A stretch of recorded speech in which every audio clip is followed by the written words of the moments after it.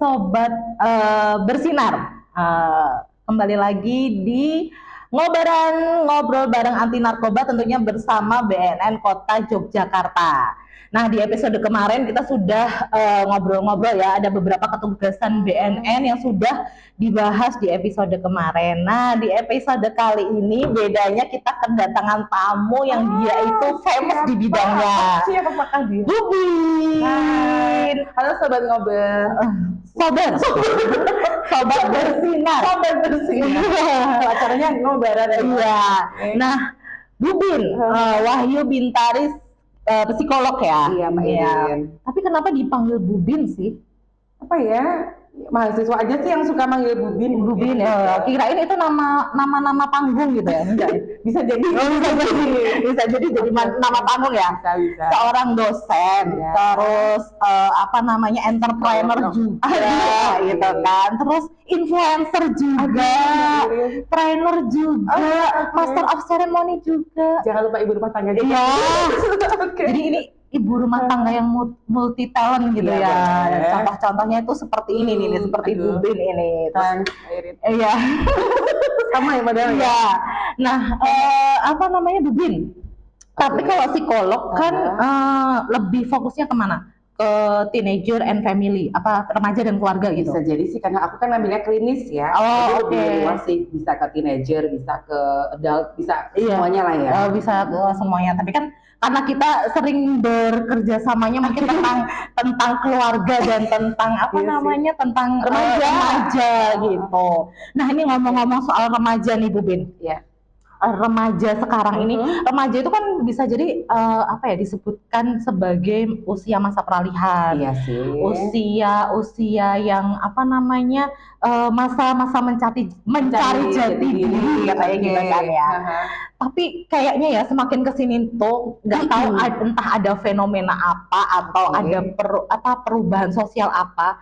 Tapi menurut aku ya yang namanya remaja gitu di masa-masa yang sekarang ini semakin terlihat bahwa para remaja ini perannya sebagai agen perubahan, perannya dia sebagai sebagai penentu mungkin ya, malahan ya cita-cita masa depan gitu, itu kelihatan gitu. Nah, itu ada fenomena apa atau ada apa sih sebenarnya, ada perubahan apa yang terjadi gitu? Oke, Mbak Irin. Jadi sekarang ini kan yang jadi remaja saat ini yaitu ada dua generasi yang berbeda. Yang pertama kan ada Gen Z ya, Gen Z yang usianya teenager lah ya. Terus kemudian di bawahnya ini ada yang mau masuk nih ke dunia remaja, namanya generasi Alpha. Ini dua generasi ini emang ada dua pilihan sih, dia mau jadi generasi penerus atau mau jadi generasi penentu nih. Kalau generasi penerus kan dia cukup nyaman dengan kondisi yang sekarang nih, ikut aja alurnya. Cuman kebanyakan anak-anak sekarang itu mereka greget untuk jadi generasi penentu tuh, Mbak Irin. Jadi generasi Alpha itu tadi, Alpha dan juga Gen Z nih. Jadi dua ya. Oke. Jadi mereka ini kalau dari segi karakteristiknya ya, kan kalau Gen Z itu sudah kenal banget sama yang namanya teknologi kan. Jadi mereka banyak terinfluence oleh dunia di luar sana. Kan sekarang dunia manapun bisa mereka jelajahi dong sama yang namanya teknologi. Jadi anak-anak sekarang tuh bisa terinspirasi untuk melakukan banyak hal yang besar. Ya nggak sih? Betul. Anak-anak usia remaja sekarang udah berani untuk melakukan banyak hal yang bisa membuat banyak dunia ini berubah gitu. Contohnya sekarang kan banyak banget influencer yang usianya teenager kan? Iya, banyak banget sekarang. Baru juga kemarin aku lihat salah satu influencer dari Jogja yang 24 tahun udah bisa bangun kos-kosan. Kan bagus banget ya, artinya kalau selama ini banyak orang yang ngelihat bahwa remaja itu identik dengan banyak hal yang nggak bagus, tapi ternyata ini bisa jadi salah satu hal yang membuka mata kita semua ya, bahwa remaja itu sebetulnya mereka punya potensi yang banyak banget untuk bisa memberikan dampak positif bagi lingkungan kita. Benar nggak sih? Makanya disebut generasi penentu gitu. Generasi penentu di usia yang masih relatif muda, tapi mereka bisa melakukan banyak hal. Jadi jangan pernah melihat remaja dari sisi jeleknya aja, tapi mereka punya potensi yang banyak banget ya. Karena keterbukaan informasi, teknologi informasi, kemudian keterbukaan dunia global itu membuat mereka banyak terinspirasi dan doing something gitu. Iya, Gitu sih. betul. Nah, kalau begitu, kalau mereka ini sebagai generasi penentu ya, gitu ya, seharusnya ada istilahnya kayak ada motivasi di dalam dirinya ya, untuk Harus. lebih banyak melakukan banyak hal. Tapi itu tadi karena mungkin teknologi informasi yang sekarang tuh berkembangnya sangat pesat ya. Sekarang pokoknya jadi dari satu alat aja bisa mengerjakan dengan banyak hal gitu ya, Bu Bin. Tapi itu tadi kembali lagi, kenapa disebutnya sebagai generasi stroberi malahan kayak gitu? Ini kalau generasi stroberi beda lagi ya. Jadi generasi stroberi itu satu istilah kalau di Indonesia sendiri dipopulerkan sama Profesor Renat Kasali. Jadi istilah ini dimulai karena fenomena saat ini nih Mbak Irin, anak muda kan secara visual bagus banget ya. Mereka lebih cenderung ke anak-anak yang secara penampilan good looking, kemudian juga kayaknya mereka itu generasi yang aduh ya ampun kayak apa sih eye catching gitu ya, kalau gemes gitu ya. Oke. Terus tapi di balik itu semua ternyata ada sesuatu yang fragile. Ada sesuatu yang rapuh gitu ya. Iya. Contoh nih, baru kemarin nih saya tuh Zoom meeting dengan beberapa konselor di Kota Jogja nih, guru-guru SMP, SMA gitu. Ternyata Mbak Irin, permasalahan remaja di Jogja pun juga banyak banget ternyata ya. Mulai dari kalau generasi stroberi tadi kan dia terlihat dari luar keren banget ya, tapi di dalamnya rapuh. Jadi ternyata bisa terbukti nih dari beberapa fenomena yang ada, misalnya masalah mental health, kesehatan kembali mental lagi anak-anak. ya, dong. kesehatan Jadi mental. mulai anak-anak SD itu ya sudah kelas 4, 5, 6 SMP itu udah mulai merasakan yang namanya mental health. Padahal itu kan masih remaja, usia yang dia harusnya bermain ya. Masih teenager banget gitu. Itu pun sudah merasakan yang namanya mental health. Tapi nggak heran sih Mbak, karena ada pemantiknya gitu. Jadi kalau sekarang ini kan anak-anak generasi sekarang ini yang zilenial ini dibesarkan oleh generasi sebelumnya kan ya.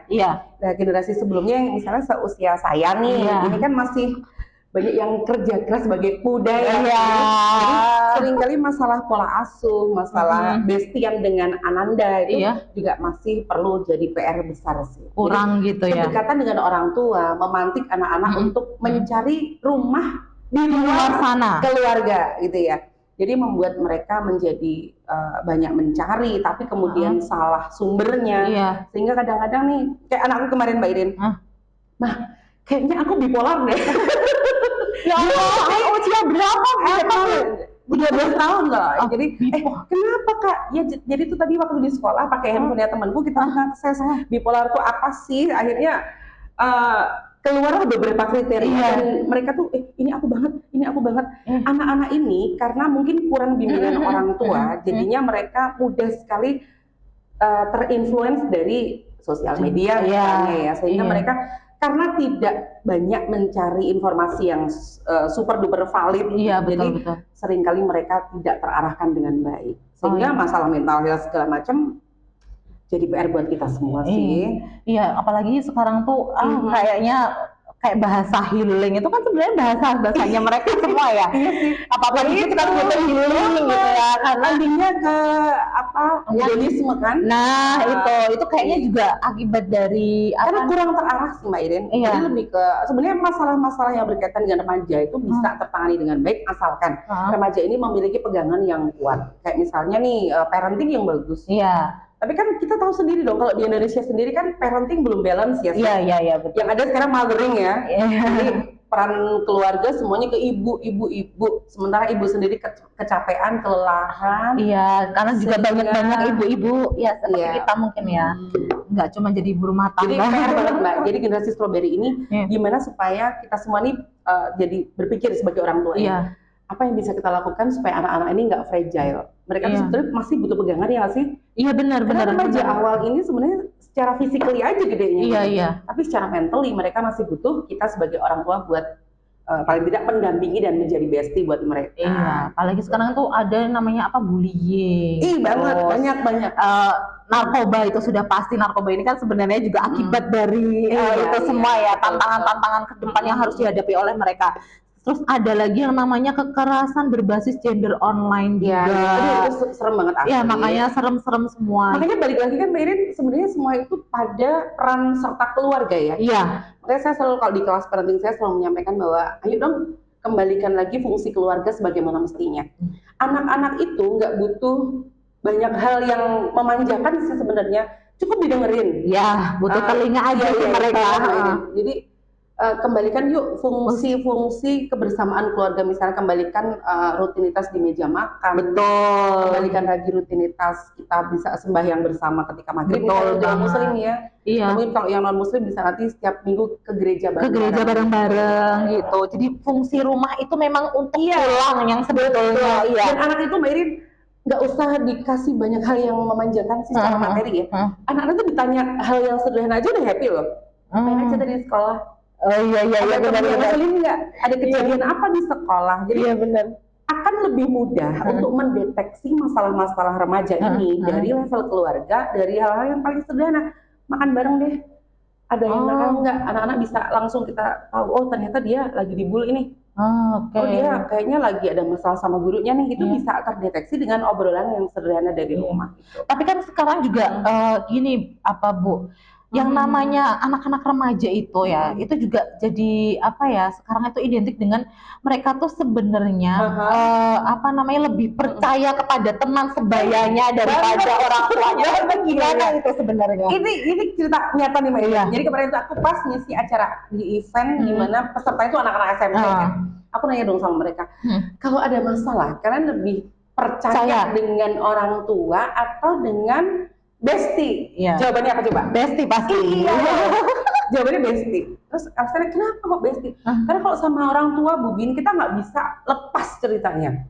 Cerita sedikit yang mungkin secara normatif kurang lempeng gitu ya. Udah dekat dulu dong.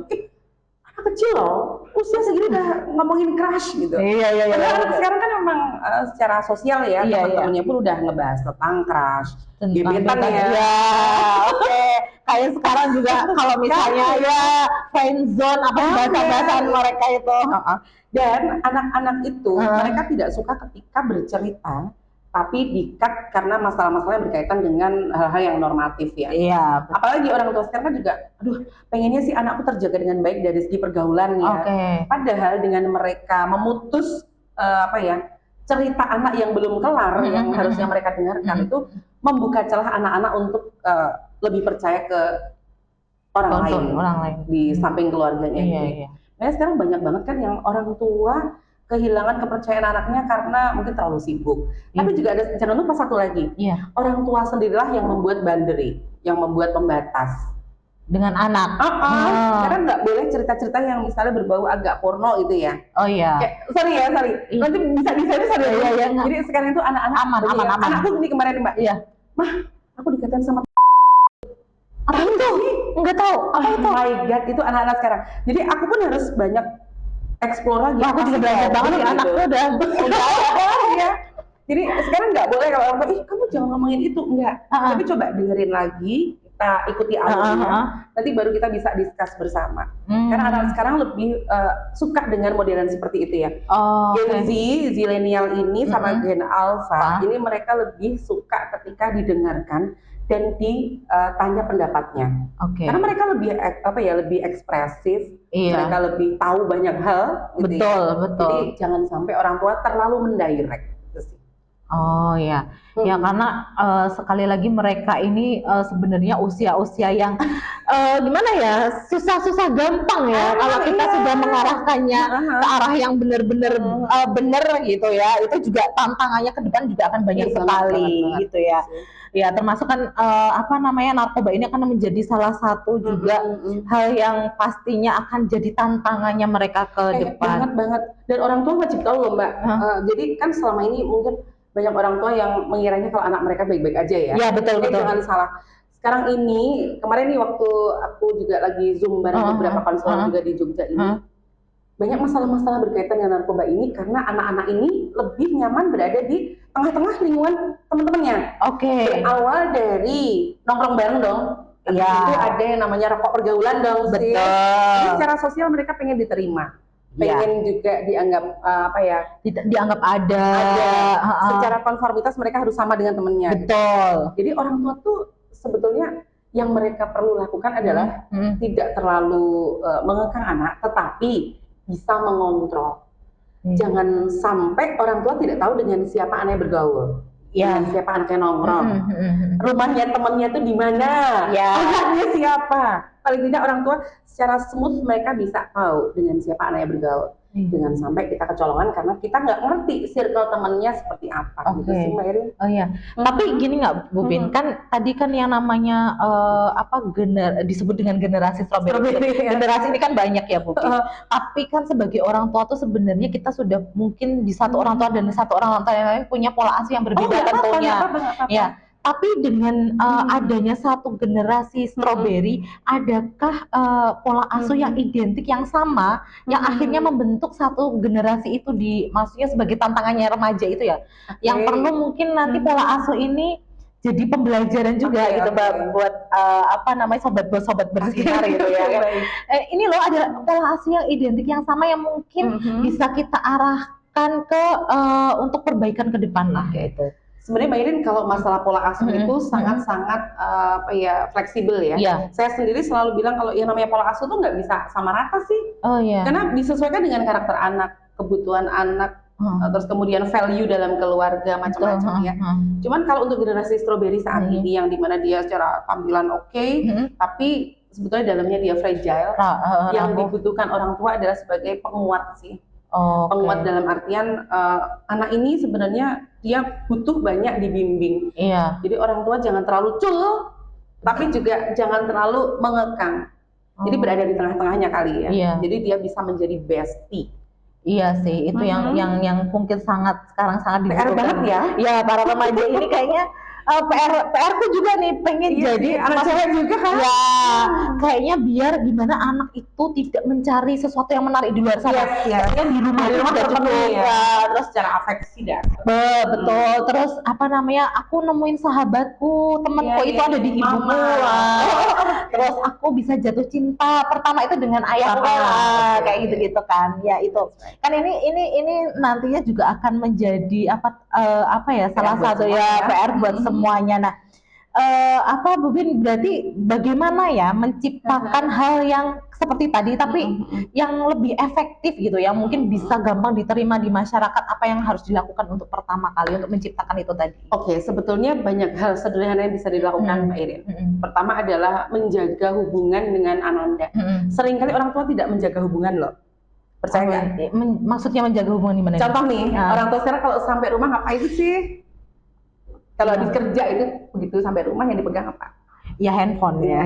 Itu yang membuat boundary, itu yang bikin batas.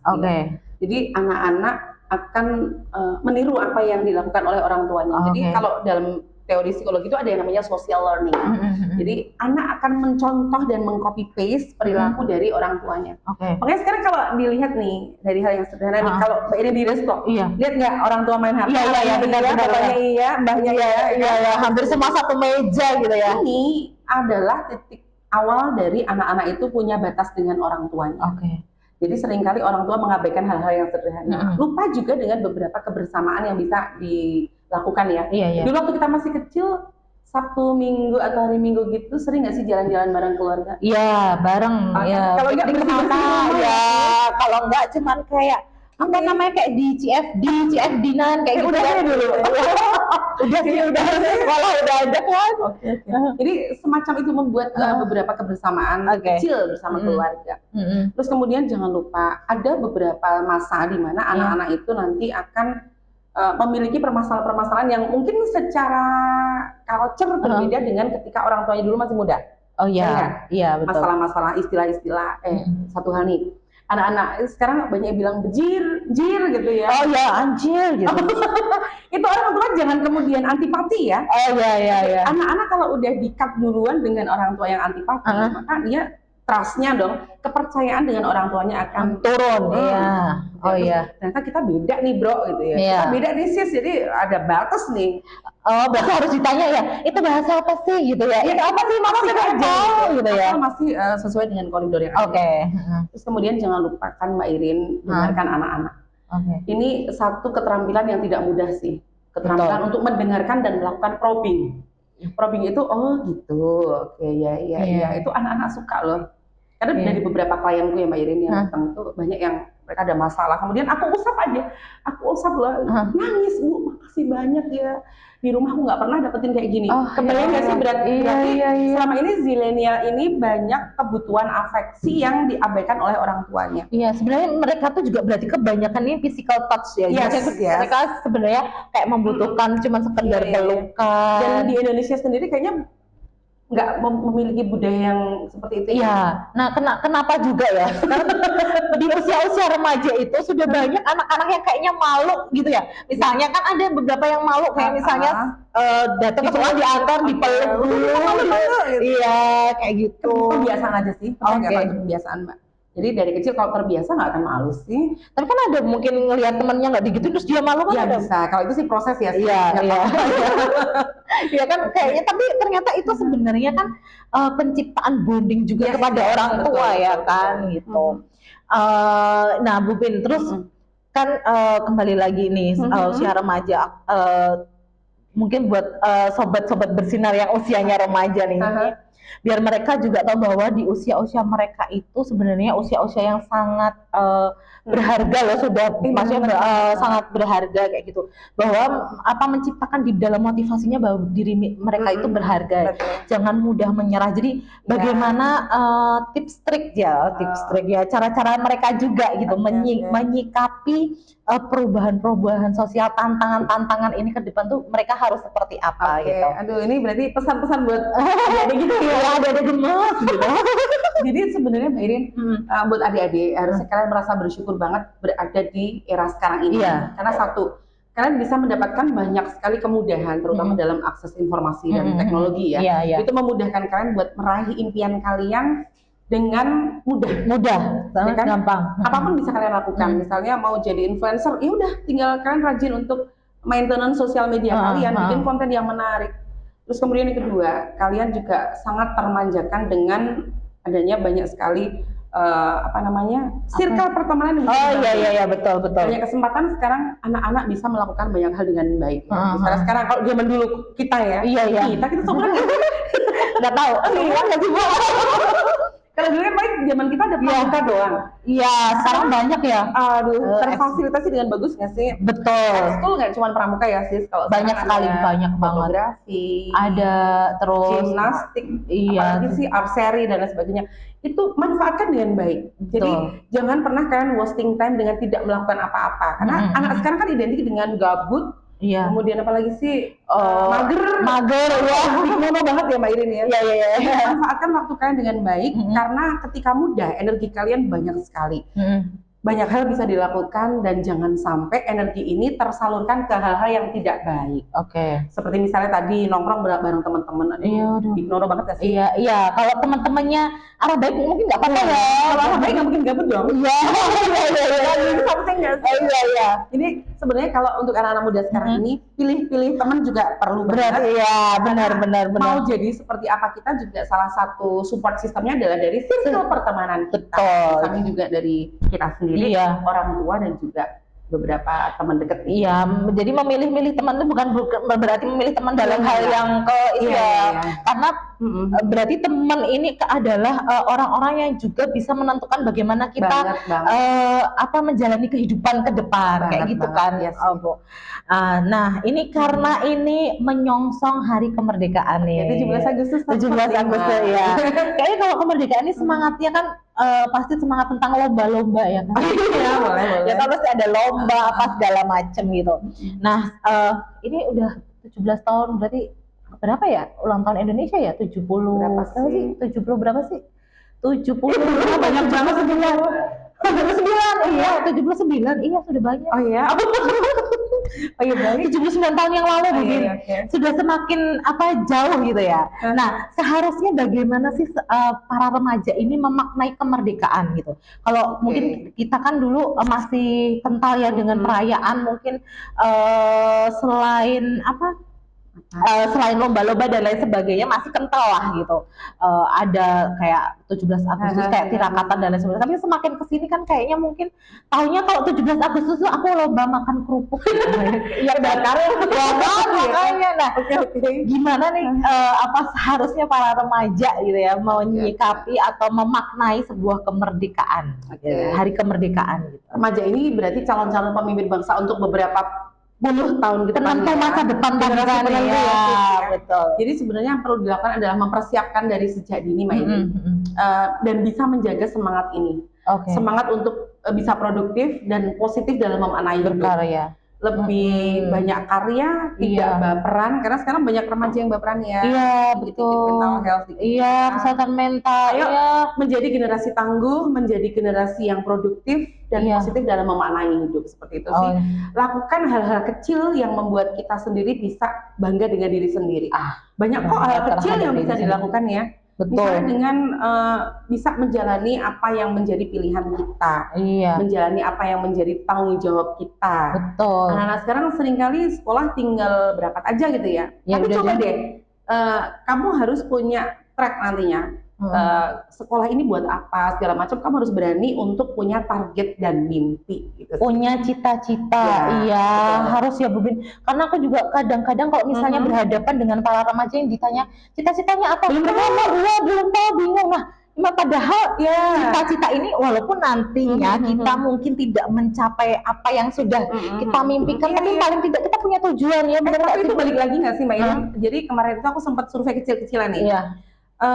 Anak-anak muda ini kenapa sih kok belum tahu tentang target dan mimpinya? Nah, itu zaman kita kecil itu orang tua sering kali melakukan yang namanya pillow talk ya. Jadi sebelum tidur itu biasanya kita ngomongin tentang apa sih besok mau jadi apa? Iya benar-benar. Sekarang banyak yang lupa nanya ini tuh. Lupa nanya. Bukan cuma lupa nanya, lupa nanya, lupa memotivasi, lupa mengarahkan. Oke. Sendiri. Jadi ayo dong buat mama papa juga di rumah barangkali yang memiliki ananda yang sekarang beranjak remaja, berikan waktu terbaik untuk mereka bisa tumbuh dan berkembang di dalam gandengan mama papa semua. Jadi jangan sampai kita biarkan mereka sendirian. Dan buat adik-adik pun juga, Dek, ayo dong kita mulai bisa berpikir positif pada hidup ini, produktif. Jangan sampai kita menyesal ketika nanti besar ya. Jadi pastikan kita menggunakan waktu kita dengan baik, memanfaatkan waktu dengan baik dan berpikir positif. Jadi yang namanya cita-cita itu penting ya, sobat bersinar yang ada di rumah.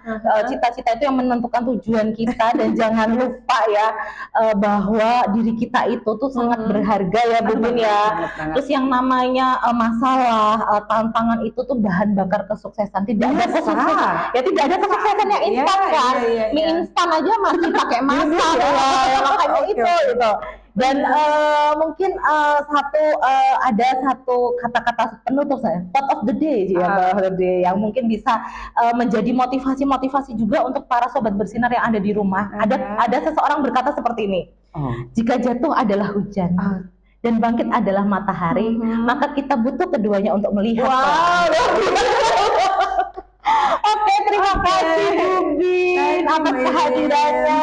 Terima kasih waktunya untuk episode kali ini ya. Buat sobat bersinar yang ada di rumah, jangan lupa untuk tinggalkan komenmu ya, mau membahas apa lagi untuk episode selanjutnya, mau mendatangkan narasumber siapa lagi, boleh request di kolom komentar. Kemudian jangan lupa like dan share video ini dan tentunya subscribe dan satu lagi nyalakan loncengnya biar kamu tidak ketinggalan video-video terbaru dari kita. Salam sehat tanpa narkoba dan bye-bye.